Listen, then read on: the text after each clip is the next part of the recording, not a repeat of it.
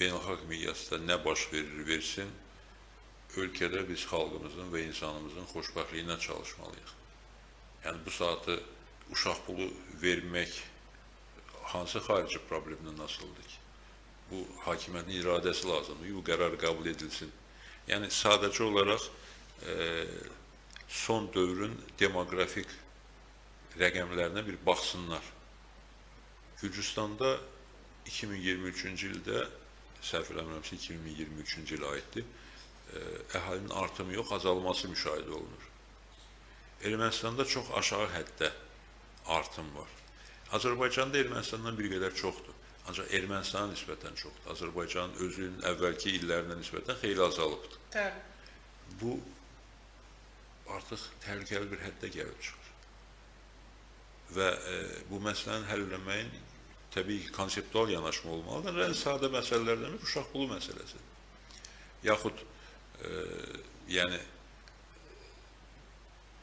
insanların maaşlarının artırılması, Məsələn, sənədlərin bağlı olmasına vətəndaşlar təqaüdlərin artırılması, bunun beynəlxalq münasibətlərə, konfliktlərə nə daxili var? Bunu etmək olar və lazımdır. Sənədlər məsələsi bizim hər zaman söylədiyimiz məsələdir. Sadəcə mən onu söyləmədim, çünki fikirləşdim, deyəcəksiniz ki, yox, o təhlükəsizlik məsələsinə bağlıdır. Hər halda Azərbaycan rəsmiləri bunu təhlükəsizlik məsələlərini izah edirlər. Mən o izahla razı deyiləm.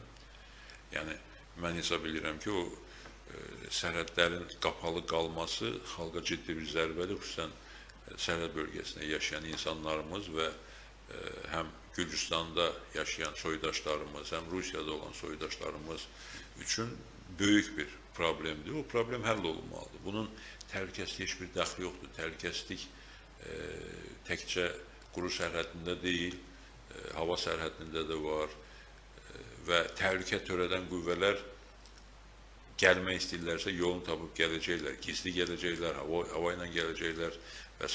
gələcəklər. Yəni sərhədlər bağlıdırsa bir sual, İran ölkəmizə bu qədər narkotik vasitələri nətər keçirdir? Yəni o da suallardan biridir. Və üstəlik də ki, sərhədlər vətəndaşlarımıza bağlıdır, amma yük maşınları ilə ticarətə bağlı deyil.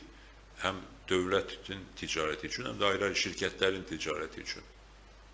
Necə olur? Yəni bu ayrı-ayrı insanlar şirkətlərin qurub, xariclə ticarət qura bilirlər, oradan mal gətirib mal apara bilirlər. Burada təhlükəsizlik problemi olmur. Ancaq sıravi bir vətəndaşımız gedib Borçalıda tutaq ki, qohum-əqrabasını, doğma yurdunu görüb geri qaydanda, xeyrinə, şərinə qatılanda, istər buradan Borçalıya, istər Gürcüstandan bura gəlib gedəndə bu təhlükəsizliyə təhdid olur, problem olur. Bu inandırıcı deyil və heç kim də buna inanmır. Bunu hakimiyyətdəkilər bilməlidirlər. Dövlət başçısı da bilməlidir, hər kəs də bilməlidir ki, onların bu izahatları insanları inandırmır. Və belə onlarla məsələlər var ki, onları həll etmək xarici problemlərlə heç bir şəkildə birbaşa bağlı deyil. Bilirsiniz, xarici siyasət nə üçündür ki? Xarici siyasət Azərbaycanın istiqlalını və xalqın yaxşı yaşamasını, inkişafını, ölkəmizin inkişafını təmin etmək üçündür də. Ona görə də xarici siyasətdəki problemləri daxili problemlərimiz üçün maneə kimi görməməliyik. Olur, elə bir məsələlər var ki, bir-birinə bağlıdır, bütün məsələlər bir-birinə bağlıdır.